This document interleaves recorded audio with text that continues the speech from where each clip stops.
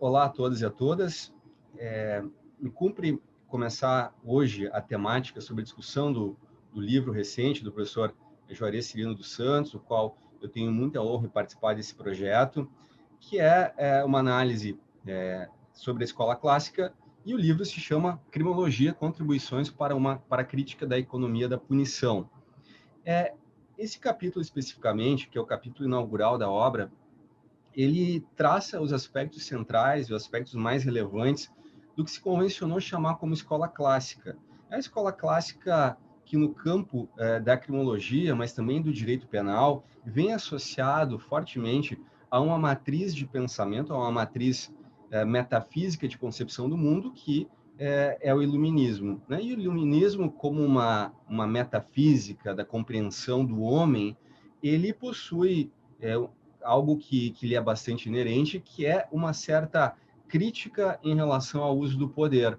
Daí porque, para tantos autores, para tantos intelectuais catalogados como iluministas, eles concebiam o poder através de uma certa suspeita, né? Concebendo o poder como algo a ser reduzido, a ser minimizado, a ser, quiçá, evitado. E essa é uma atividade intelectual perene, não apenas no campo, de certa forma, do iluminismo, mas que mantém-se através do próprio liberalismo, né? Tanto do liberalismo político como do liberalismo econômico. Então, esse capítulo inaugural da obra do professor Juarez Cirino, ele consegue destacar de uma forma bastante relevante quais seriam esses aspectos centralizadores dessa forma de conceber não apenas a criminologia ou as raízes criminológicas que de alguma maneira vão dialogar com o liberalismo, mas também de alguma coisa que ao final eu quero voltar, que é da continuidade dessas características críticas em relação ao poder e que perpassam por vários momentos a história da criminologia ou a história das ideias criminológicas. Seja como for, a obra do professor Juarez Cirino, ela inicia com um destaque fundamental, até pela perspectiva que o autor adota em relação à própria criminologia, que é destacar que a escola clássica está centrada numa perspectiva chamada de utilitarismo, que teria, a meu juízo, como principal expoente Jeremy Bentham, e que é configurada através de uma determinada base material do racionalismo. Ou seja, o utilitarismo não é mais do que a expressão de uma determinada base material de regulações sociais que vão se construindo e se consolidando. Daí porque é tão importante compreender, pelas vertentes do materialismo histórico, que as perspectivas desse liberalismo criminológico, dessa escola clássica, advém a partir de uma profunda transformação das relações sociais.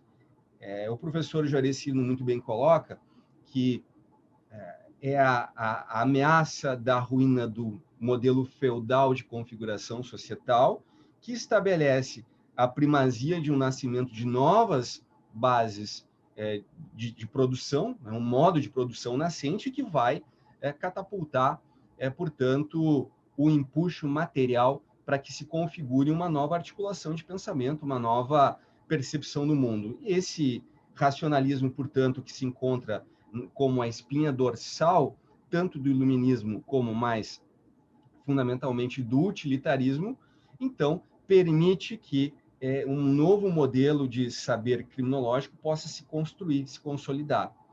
É importante também dizer que o iluminismo, especialmente em suas vinculações com o sistema de administração da justiça criminal, apresentam, especialmente como ponto de crítica, o que se convencionou chamar como antigo regime. Esse regime medievo, né, e também que consegue ultrapassar um pouquinho o medievo até a modernidade, e que destacará substancialmente a arbitrariedade no uso do poder, né? Ou seja, uma concepção de poder, uma concepção de crime que tinha sempre como figura mediata o atentado ao soberano, que vem muito bem descrito pelo próprio Michel Foucault no Vigiar e Punir. Uma outra perspectiva que o professor Juarez Cirino adota é a de também compreender a escola clássica como uma concepção criminológica que está radicada, está baseada também na figura do contrato social. A noção de contrato social, ela, por mais ou para além de uma autoexplicativa versão do mundo, a ideia de contrato social, ela permite intuir duas coisas. Em primeiro lugar, essa é uma perspectiva que eu quero retomar mais adiante, falar-se em contrato social é dar uma visão de mundo que só pode se consolidar no mecanismo de produção capitalista. Veja que o contrato, como expressão perfeita de um modo de produção, só pode se consumar quando as condições materiais de funcionalidade desse sistema estão consolidadas. Daí porque, no plano linguístico, nós vamos verificar a tentativa de explicação da ordem social a partir de algo que vinha se cristalizando, que era essa ruptura de um modelo feudal para um modelo de capitalismo nascente. Um segundo aspecto, a ideia de contrato social também vai se erguer sobre uma espécie de primazia da vontade, né, de um certo voluntarismo racionalístico que guiaria as ações sociais. Né, porque todo sujeito do contrato social, em primeiro lugar, é alguém que é capaz de discernimento. Então, a escola clássica, também como muito bem pontuado pelo professor Juarez Cirino nesses capítulos iniciais, ele vai identificar claramente a figura do delinquente, do criminoso, como alguém que é um ator racional. É impensável para que a criminologia clássica pudesse estabelecer uma determinada visão de mundo, não conceber o sujeito como alguém que conduz as suas ações de acordo com um paradigma racionalista. Daí por quê? Então, esse racionalismo, à medida que o contrato social se configura como uma perspectiva dominante de explicação da sociabilidade, ele se apresenta como um plano de governo no qual teremos aqueles que seguem as regras do pacto social e aqueles que descumprem as regras do pacto social. E, portanto, esse agir para fora do contrato social vai, inclusive, inaugurar uma certa explicação das teorias da pena a partir de uma perspectiva de prevenção. Toda perspectiva penalógica utilitária está sedimentada, baseada, calcada sobre a figura da prevenção, ou seja, de uma antecipação de futuro, algo que é muito connatural ao modo contratualista de se pensar. O contratualismo, ele tem, enquanto perspectiva filosófica, uma ideia de tempo, de um tempo linear, de um tempo estático, que pode ser perfeitamente antecipado. Vale dizer que é da lógica do próprio contrato a antecipação de consequências futuras, né, pelo seu descumprimento. Portanto, a pena se assemelha ao descumprimento de uma cláusula básica de convívio social, básica de contrato social.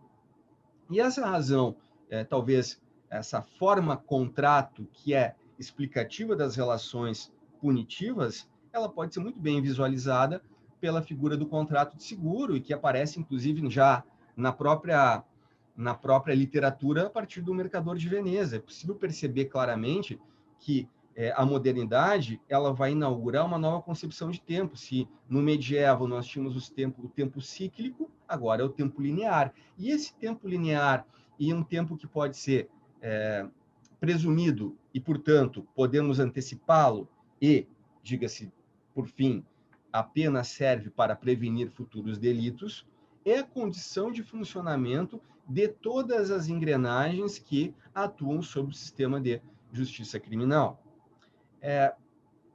O ser humano, portanto, como racional e como capaz de antecipar o futuro, ele conseguirá também conduzir as suas ações a partir de dois mecanismos fundamentais de controle social. O primeiro deles, já vimos, é a punição. Mas o ser humano funcionaria através também de outra lógica, que é uma lógica de recompensa. Daí porque é tão importante o Bentham, que vai, ao exprimir todos os princípios que fundamentam o utilitarismo, a dizer que o homem funciona através da maximização do prazer e da minimização da dor, ou seja, funcionaria de acordo com premiações e castigos, recompensas e castigos. Essa justificativa, portanto, da punição, ela viria como ameaça. E esta previsibilidade do comportamento poderia fazer com que o criminoso, como ator racional, pudesse vir a evitar uma dor, evitar a pena, através da abstenção de atos que provocassem dano.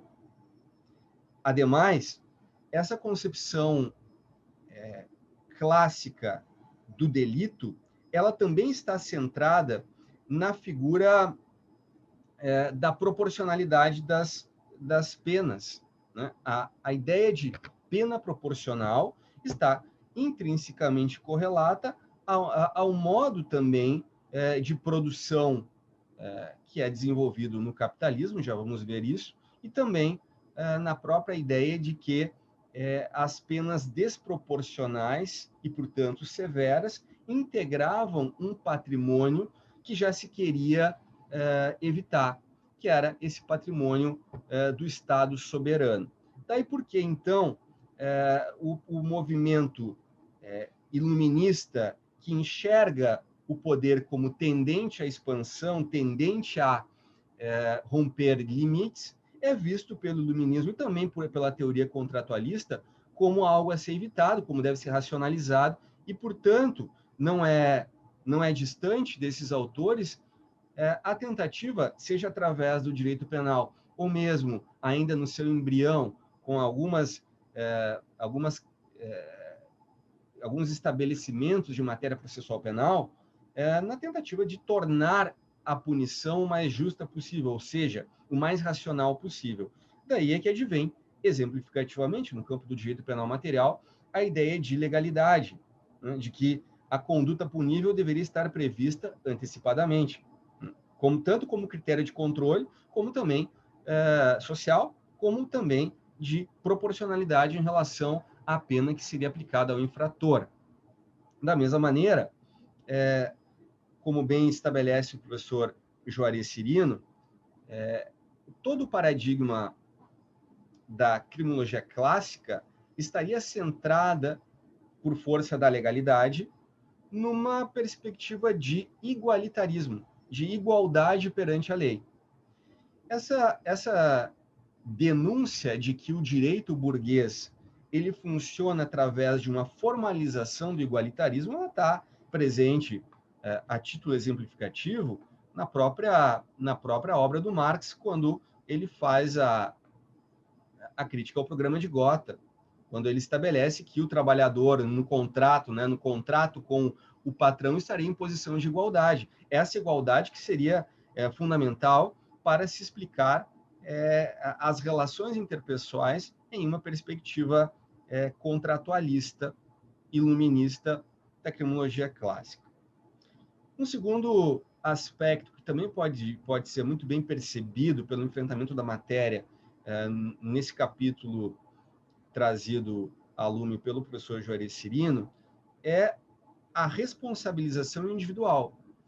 O classicismo ele está centrado numa metodologia individualista, como não poderia deixar de ser, mas também, obviamente, essa ideia de que a pena ela é uma reação social, então, portanto, em termos de história das ideias criminológicas, o liberalismo da escola clássica não rompe, não é alheio, pelo contrário, é cofundante da ideia de reação social, ela está centrada numa premissa de que o sujeito que se guia pelo livre-arbítrio, daí toda a perspectiva metafísica que funda as ações humanas nesse período, nessa concepção de tempo, e que vão ser somente colocadas em xeque pela escola positiva, algum tempo depois, especialmente pelos questionamentos sobre a autodeterminação humana, e aí que haverá uma inversão a ser dada pelos positivistas, sobretudo por força do pensamento de que o delinquente possui características que o colocariam numa situação de anormalidade frente aos demais, né? Embora não seja tema desse vídeo especificamente, a escola positiva ela mantém algumas premissas que já foram trabalhadas pela escola clássica, mas também oferecerá algumas inversões, alguns desenvolvimentos que vão permitir cair para fora ou consolidar um novo modo de pensar a criminologia. Independentemente disso, vale a pena registrar que essa perspectiva de responsabilização individual ela é alvo de uma corretíssima crítica pelo professor Juarez Cirino, tendo em vista que a concepção da criminalidade ela acaba se esgotando nas premissas fundacionais desse igualitarismo perante a lei, desconsiderando que toda a prática de crime encontra ou pode encontrar razões, sejam elas etiológicas, como de matriz individualística, como a escola positiva muito bem trouxe, né? Fez toda uma construção com base numa espécie de deformação intrínseca do sujeito criminoso, como também através de causas que se poderiam reputar como sociais, identificando aqui todo o complexo multicausal que conduz à prática de delitos. Bem, essa perspectiva, então, aqui todos vocês vão poder encontrar nesse capítulo inaugural da obra do professor Juarez Cirino, e eu gostaria de fazer alguns adendos em relação ao próprio desenvolvimento que se pode dar aqui à escola clássica, e especialmente dizer que essa especificidade centrada na pena como prevenção, ela realmente somente pôde se caracterizar, pôde se consolidar a partir daquilo que um importante pensador ligado, um pensador do direito ligado à escola marxista, que é o Patiucanes, define como um princípio de equivalência, né? Falava eu anteriormente da concepção de tempo, uma concepção estática de tempo, que pode, portanto, suscitar prevenções, antecipações, causas, consequências, e na qual o tempo acaba sendo uma medida social. Isso é fundamental. Diria que isso vem exposto na própria obra do Cesare Beccaria, dos Delitos e das Penas, que se torna o grande opúsculo da escola clássica, né? No qual o tempo é tanto a medida do salário empregado pelo trabalhador, ou seja, a remuneração do empregado se dá pela quantidade de tempo adjudicada na produção de uma determinada mercadoria, como também acaba o tempo sendo um bem a ser expropriado, já era expropriado pelo patrão, agora passa a ser expropriado pelo próprio Estado quando alguém pratica um ato ilegal. Daí porque a pena de prisão ela não existia e nem poderia se cogitar da existência da prisão em uma concepção, em um modo de produção que não fosse o capitalismo. Isso porque o capitalismo inaugura uma nova relação do sujeito com o tempo. E, portanto, mesmo que seja conhecida as penitenciárias, ou melhor dizendo, mesmo que sejam conhecidas prisões, a própria ideia, a própria Bastilha era um depósito de sujeitos perigosos políticos, ou ainda, mesmo que nós pudéssemos, como o Michel Foucault adverte nas lettres de cachet, de contenções contra determinados sujeitos através da restrição à liberdade, elas não funcionavam como primeiro, como um episódio regular do sistema de justiça criminal. Então, não se pode confundir a restrição da liberdade com a funcionalidade que a restrição da liberdade adquire em um determinado sistema de prática punitiva, e também pelo simples fato de que, no feudalismo, aqui pode ser muito bem compreendido, de acordo com Michel Foucault, na sociedade punitiva, que as modalidades de punição feudais eram diversas, evidentemente diversas,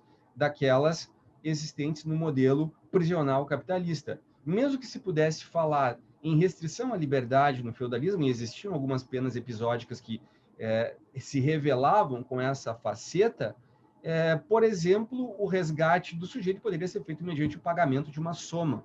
Daí porque não se pode comparar, não se pode confundir os depósitos de pessoas com prisões. As prisões vão adquirir uma funcionalidade preventiva, como muito bem aponta o professor Juarez Cirino. Há uma outra questão que me parece absolutamente fundamental na compreensão da escola clássica, e apesar do termo escola, os classicistas, eles possuíam uma heterogeneidade de pensamento que era bastante presente. Ou seja, o termo escola, inclusive, ele é um batismo dado pelo Henrico Ferri, que é um autor da escola positiva, aquilo que sucedeu, né? É uma tentativa de momento fundacional da escola positiva, nominar o que vem atrás como uma escola, mas não havia unicidade de pensamento, né? Se consultar aqui as obras de Carrara, Beccaria, Filangieri, Carmignani, nós vamos verificar que a própria concepção de delito de uns e outros era diversa, assim como as funções a serem dadas às penas. Mas, seja de uma maneira geral, é possível deduzir que a escola clássica, mais do que qualquer outra coisa, ela contribui, em termos de história das ideias, para a inserção dos postulados de economia clássica no direito. Todo o direito formado a partir de uma matriz liberal funciona através de mecanismos liberais que são importados do liberalismo econômico.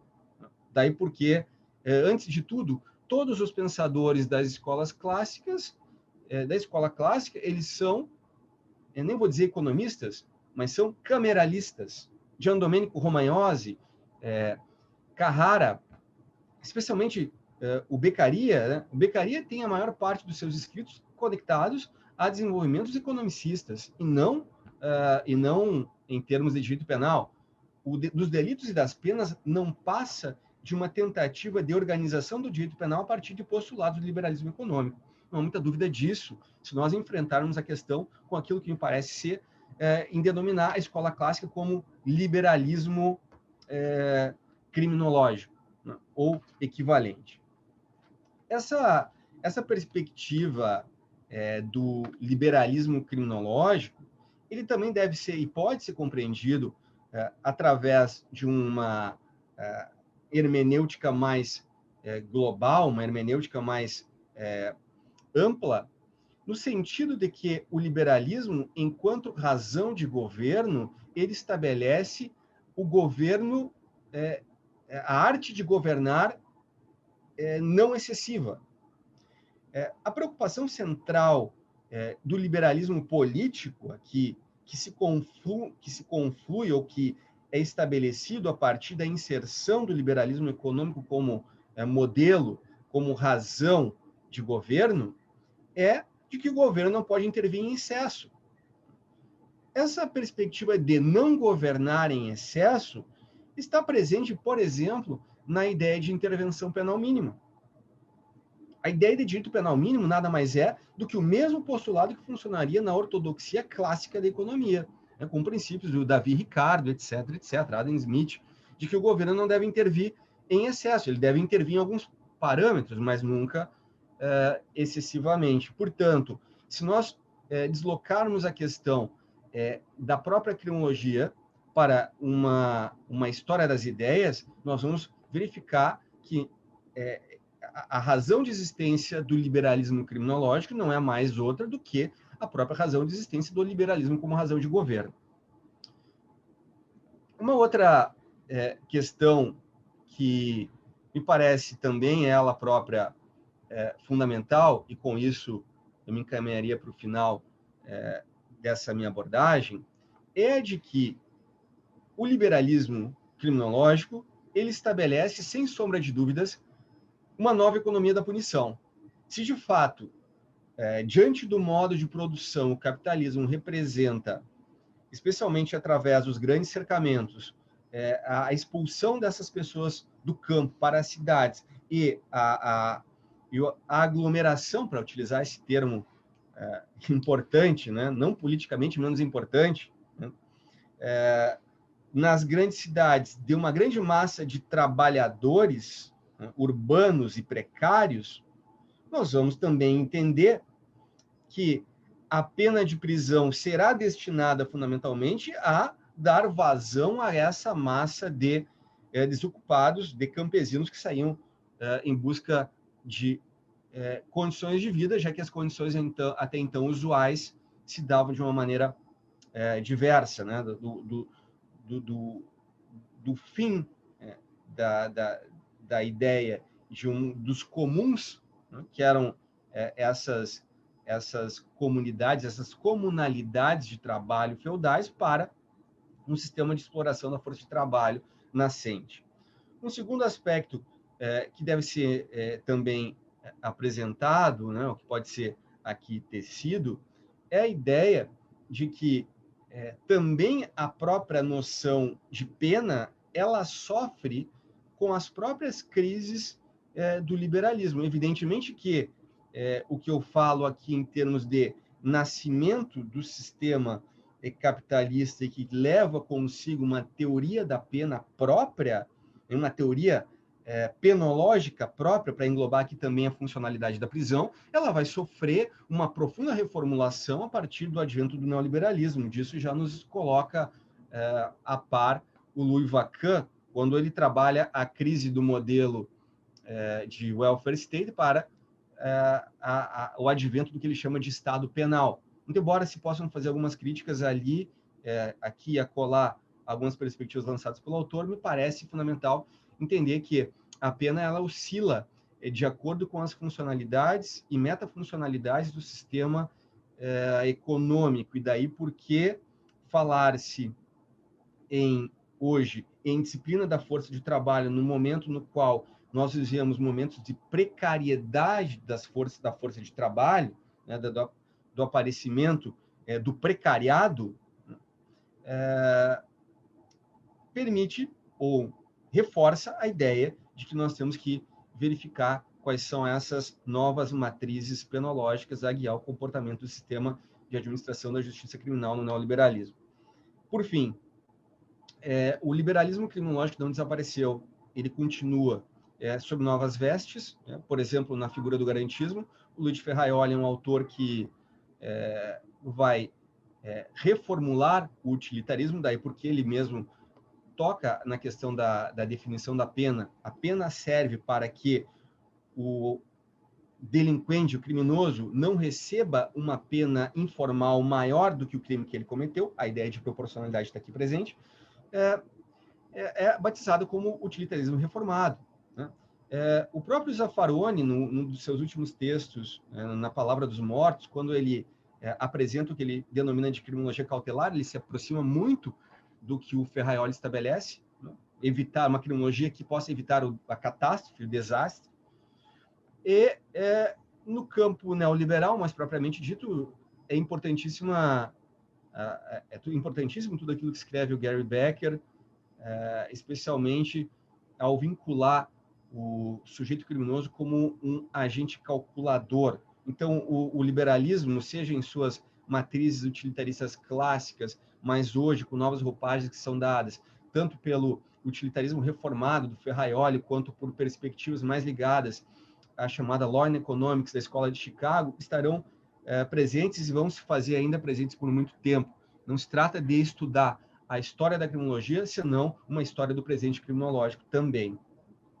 Para além dessa importantíssima obra do professor Juarez Cirino, de todas que ele escreveu, eu ainda recomendaria aqui como leitura adicional, especialmente vinculada àquela parte que eu mencionei ao final, o texto clássico do Michel Foucault, Vigiar e Punir, mas, sobretudo, dois desdobramentos do Michel Foucault sobre liberalismo e neoliberalismo, que é o segurança, território e população e o nascimento da biopolítica, que são cursos ministrados no Colégio de France.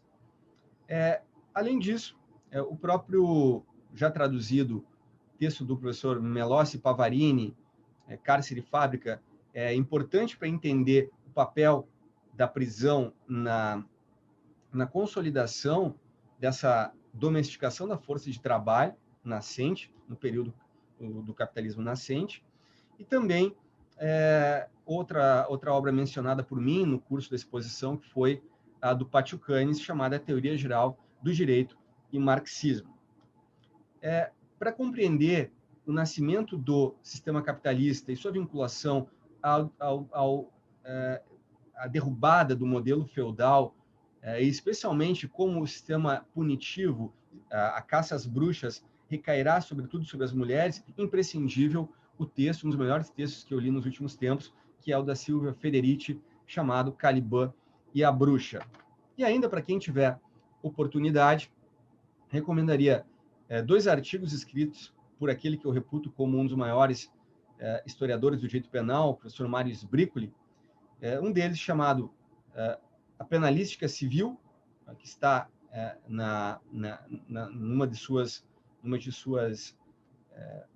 coletâneas, e também os chamados Mãos na Massa e Olhos ao Céu, em que o Sbricoli fará uma crítica da transição do período do que ele chama de penalística civil à civilística penal, ou seja, da transição dessa matriz iluminista para o tecnicismo jurídico.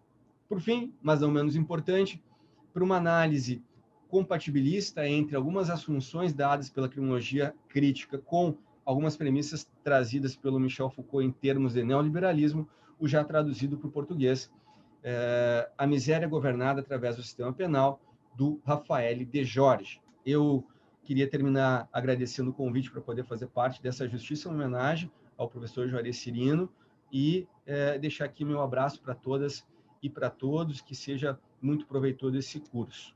Tchau, tchau. Até me sinto como tentado a repetir o que atribuem a Verdi perante Carlos Gomes. Questo giovane comincia dove finisco io. No limiar da velhice e das despedidas, é reconfortante saber que a criminologia brasileira conta com um lutador de tão excepcional inteligência, íntegro caráter e destacado ardor progressista. É desta forma que Roberto Lira Filho encerra o texto de apresentação de criminologia radical do professor Juarez Cirino dos Santos. Não vejo palavras mais próprias para qualificar o nosso mestre, que desde dos seus primeiros textos, chamado Culpabilidade, a desintegração dialética de um conceito metafísico, demonstra como é possível compor um modelo integrado crítico de ciências criminais em que direito penal e criminologia dialogam dialeticamente em pé de igualdade.